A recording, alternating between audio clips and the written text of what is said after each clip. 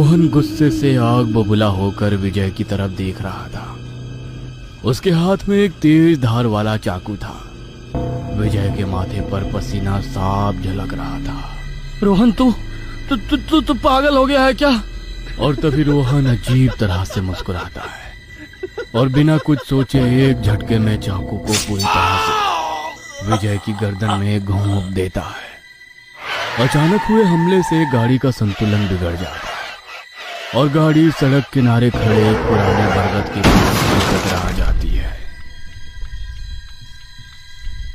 विजय driving seat पर मरा पड़ा था और उसे देख रोहन जोर जोर से हंस रहा था। तभी एक जोरदार सीड, विक्की और मॉन्टी बचपन से साथ एक ही स्कूल, एक जैसी शरारतें और एक ही सपना। एक दिन सीड ने कहा, यार इस हॉलिडे वीकेंड कुछ झटके करते हैं ना। किसी ने पूछा, कहीं जाना है क्या? बस ऐसी भी स्टार्ट हुई और शाम के सूरज को चीरती हुई तीनों की यारी नई मस्ती की तलाश में माथेरान के लिए निकल पड़ी। यार यारी से बढ़कर कुछ भी नहीं। और होली पार्टी, वाह मजा आ जाएगा। भांग, नाचना और मस्ती। हैशटैग लंगोटिया trip, no GF only BF. Shortcut लेंगे, टाइम भी बचेगा और एडवेंचर फ्री में मिलेगा। ऐसी भी हवा से बातें कर रही थी। रेडियो पर डीजे का बेस फट रहा था और पहाड़ी पेड़ों पर गाड़ी ऐसे दौड़ रही थी जैसे किसी फिल्म का क्लाइमैक्स चल रहा हो। विक्की मोबाइल के कैमरे में अपनी मुस्कान कैद कर रहा था। मॉन्टी सीट पर झूमते हुए अपनी सनग्लासेस को एडजस्ट कर रहा था और सीड हर मोड़ पर आंखों में अलर्टनेस लिए जैसे आने वाले तूफान को भांप रहा हो। वाह, इतनी हसीन रात और सुनसान सड़क पे यूं हाई स्पीड में गाड़ी चलाना, क्या फील है। बस एक ही कमी है, काश हमारी तिगड़ी में कोई लड़की भी होती। Monty, have you gone mad? आधी रात को तुझे लड़की चाहिए? यहाँ सुनसान सड़क पे कोई ना मिले तो ही अच्छा है। सुना है छलावा रात के वक्त अपना शिकार ढूंढता है। ए भगवान, ये डरपोक हमारा दोस्त कैसे बन गया? छलावा और भूत की बातें 19वीं की सदी में होती थी। मॉडर्न बन। मैं सीरियस हूँ यार। तभी अचानक एसयूवी की हेडलाइट्स में एक लड़की नजर आई, लाल शॉर्ट ड्रेस में, सड़क किनारे बिल्कुल अकेली। वह चुपचाप खड़ी थी, हाथ उठाकर लिफ्ट मांग रही थी। चांदनी जैसे उसके चारों ओर कोई जादुई आभा बना रही थी। गहरी रहस्यमयी आंखें जैसे हर पलक झपकते हुए कोई दास्तान कह रही हो। घुंघराले बाल जो ठंडी हवा में इस तरह लहरा रहे थे जैसे किसी पुराने गाने की धुन पे थिरक रहे हो। और चेहरा इतना मासूम, इतना बेइंतहा हसीन कि वक्त भी कुछ पल के लिए ठहर जाए। मॉन्टी, ब्रेक क्यों मारा? मुझे कुछ गड़बड़ लग रही है। पागल है क्या? इतनी सुनसान जगह में देख, रेड ड्रेस में कैसी हॉट लग रही है। ओए होए, भाई भगवान ने सुन ली। मॉन्टी रुक जा, बात करते हैं। पागल हो गए हो क्या तुम लोग? यह नॉर्मल लड़की नहीं है। रात के 12 बजे इतने सुनसान जंगल में, और वो भी अकेली। चलो यहाँ से, मुझे कुछ गड़बड़ लग रही है। चुप कर यार, इतनी हॉट लड़की है और तू अनपढ़ जैसी बातें कर रहा है। हाय, एक्चुअली मेरी कार यहाँ खराब हो गई और फोन भी डेड है। अब क्या आप लोग लिफ्ट दे सकते हो? मुझे बस थोड़ी दूर जाना है। हाँ, क्यों नहीं, जरूर मैडम, आप तो वीआईपी गेस्ट है। देख, मुझे ये सब ठीक नहीं लग रहा है। तूने देखा उसे? मेरा मतलब, ऐसे कौन लिफ्ट मांगता है? चिल कर सेठ, बेचारी मुसीबत में है। कभी कभी जिंदगी थ्रिलर बन जाती है। जैसे ही वो लड़की गाड़ी में बैठती है, एक अजीब सा ठंडी हवा का झोंका सीट की रीढ़ में सिहरन भर देता है। उसका मन बेवजह घबराने लगता है। आंखें बार बार रियरव्यू मिरर की तरफ जा रही थी। मैं टिया हूँ। क्या आप लोग होली सेलिब्रेट करने जा रहे हो? यस मैम, होली, डांस और अब तुम, सब परफेक्ट है। टिया, ये नाम सुना सुना सा लगता है। और तुम्हें कैसे पता चला हम होली सेलिब्रेशन करने जा रहे हैं? एक मिनट, ये वही नाम तो नहीं? ओए सिड, तेरी ये हॉरर स्टोरी बंद कर और चुपचाप एंजॉय कर। Let's turn this ride into a wild Holi night. सुनसान हाईवे, सन्नाटा ऐसा कि अपनी सांसों की आवाज भी तेज लगे। तेज चलती ठंडी हवाएं एसयूवी को चारों तरफ से जैसे घेर रही थी। सुनी सड़क पर दूर दूर तक कोई गाड़ी नहीं थी। रेडियो ऑन था, लेकिन उसमें कोई गाना नहीं बज रहा था। सिर्फ धीमी बेसुरी फुसफुसाहटें, जैसे कोई पुरानी ट्यून उलझ कर अटक गई हो, या जैसे कुछ कहना चाह रहा हो लेकिन बोल सुनाई नहीं दे रहे हो। ओए तेरी, ये रेडियो बज रहा है या पुरानी सिलाई मशीन? यार इतनी हॉट लड़की, सॉरी सॉरी, मेरा मतलब है इतना अच्छा माहौल है और इसमें अगर कोई चीज मिसिंग है तो वो है एक किलर सा गाना। भाई कुछ फोन पे ही गाना लगाओ ना, वरना ये रेडियो तो मूड की ऐसी की तैसी कर देगा। सीरियसली यार, ये लोकेशन फिर से वही दिखा रहा है। हम 20 मिनट से एक ही मोड़ पर घूम रहे हैं। साले, तूने शॉर्टकट लिया या लॉन्ग कट? साले गूगल अंकल भी धोखेबाज निकले। टिया मुस्कुराती है, लेकिन इस बार वो मुस्कान वैसी नहीं थी जैसे पहली बार थी। कुछ तो बदला था। वो मुस्कान अब मायूस नहीं, रहस्यमयी लग रही थी, जैसे वो अपने अंदर कोई भूचाल छुपा कर बैठी हो।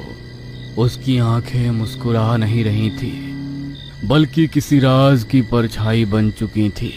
कुछ रास्ते नक्शों में नहीं होते और कुछ सफर खत्म होने के लिए भी नहीं होते। सन्नाटा पसरा था, इतना गहरा कि इंजन की आवाज भी दूर लग रही थी।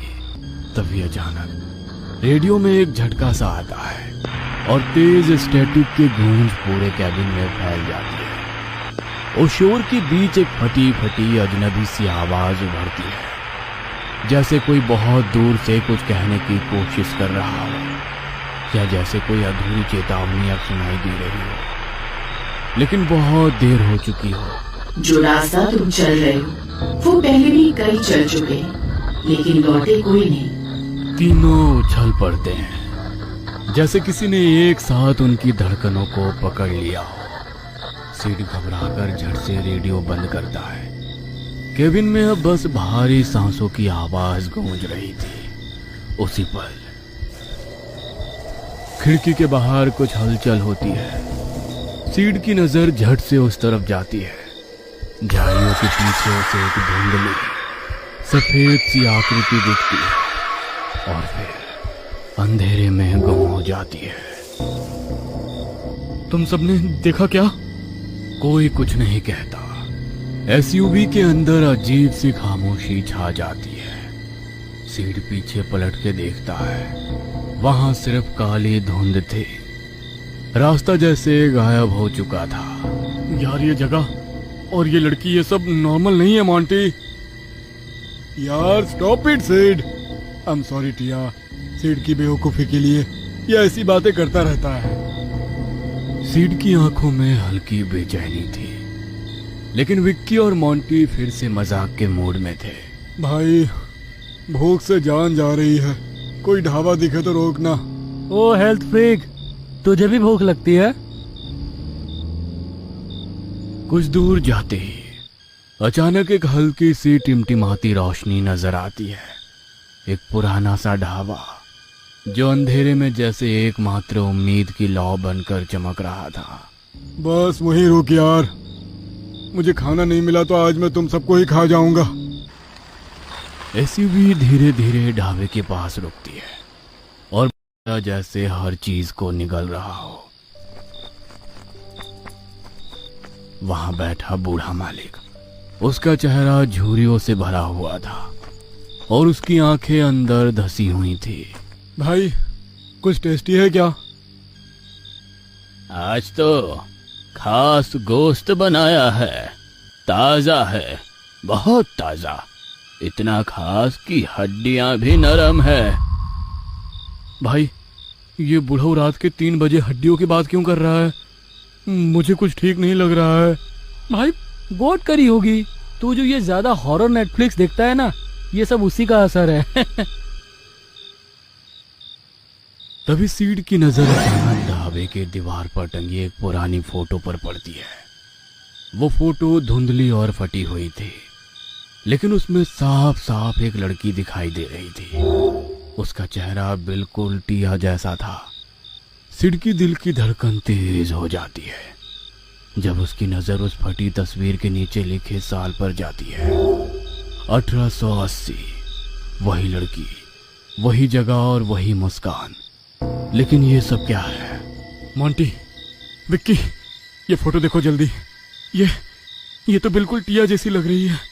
क्या बकवास है यार, तो फिर शुरू हो गया। वक्त कभी नहीं रुकता, लेकिन कुछ यादें हमेशा यहीं कैद होकर रहती हैं। तभी बूढ़ा ढाबा मालिक उठता है, लेकिन उसकी आंखों में अब डर नहीं बल्कि चेतावनी थी। अब भी वक्त है, लौट जाओ यहां से, वरना तुम में से कोई भी सुबह का सूरज नहीं देख पाएगा। घबराकर वो चारों गाड़ी में बैठ जाते हैं। अब गाड़ी के शीशे धुंधले पड़ चुके थे, जैसे किसी ने उसे वक्त की धुंध में छोड़ दिया हो। चलो, कहीं सफर अधूरा न रह जाए। एसयूवी की रफ्तार अब बहुत बढ़ चुकी थी। गाड़ी के अंदर का माहौल अब खून, शक और चीखों से भरा हुआ था। अचानक मोंटी की आंखें गुस्से में लाल हो गई और उसकी खामोशी जैसे एक आग की तरह फैल रही थी। वहीं टिया अभी भी चुप थी। उसकी आंखें किसी और ही दुनिया में खोई हुई थी।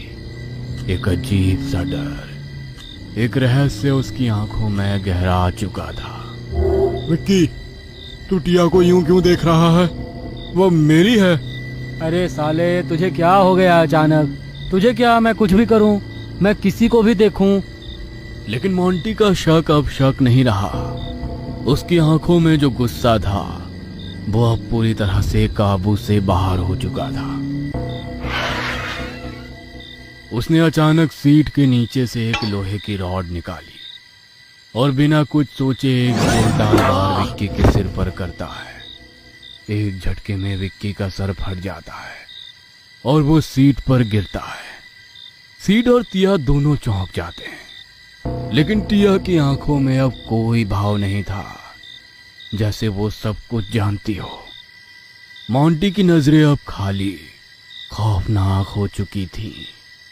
विक्की का सर पूरी तरह फट चुका था और उसका खून गाड़ी में हर तरफ फैल गया था। वह वहीं उसी सीट पर हमेशा के लिए चुप हो गया था। मोंटी की आंखों में गहरा खून उतर आया था, जैसे उसका दिल भी उसी क्षण मर चुका हो। बाकी तीनों की सांसें भी अब उस डर और हैरानी में खो गई थी। अबे ये तूने क्या किया? तू ही है वो छलावा, तू ही है छलावा। छलावा? क्या बकवास कर रहा है तू सीड? क्या कह रहा है तू? मैं नहीं, तू है छलावा। इनकी गाड़ी जब जंगल के चौराहे पर पहुंची थी, तब सीड ने बाथरूम जाने के लिए गाड़ी रोकी थी और वो उसी पेड़ के पीछे गया जहां छलावा पहले से ही उसका इंतजार कर रहा था। और तभी उस छलावे ने उसके शरीर पे कब्जा कर लिया था। और जब मोंटी ने विक्की को मारा, सीड की मुस्कुराहट थोड़ी अलग ही थी। वो मुस्कान जो अब तक किसी और की वजह से थी। मोंटी ने अचानक देखा कि सीड ढाबे वाले की तरफ देखकर सिर हिला रहा था। ऐसा लगा जैसे उनका कोई छुपा हुआ प्लान हो, जैसे किसी ने पहले से सब कुछ तय कर लिया हो। तभी सच्चाई का खुलासा हुआ। सीड का कहना कि जीपीएस गलत रास्ता दिखा रहा था। सब कुछ एक छलावा था। सारा दृश्य, सारे इशारे, सब कुछ एक बड़ा धोखा था। सीड ने जानबूझकर विक्की को और बाकी सबको एक झूठी कहानी सुनाई ताकि वो खुद को बचा सके। असली छलावा सीड था। तभी सीड ने शीशे की बोतल उठाई और अचानक मोंटी पर वार किया। कांच की बोतल उसके सिर पर लग गई और खून की छींटें हवा में उड़ने लगी और तभी गाड़ी का संतुलन बिगड़ गया। एसयूवी बेकाबू होकर एक जोरदार धमाके के साथ बरगद के पेड़ से टकरा गई। गाड़ी के जलने की आवाज और धुआं चारों ओर फैल गया, मानो वक्त ठहर गया हो और खामोशी ने सब कुछ निगल लिया हो।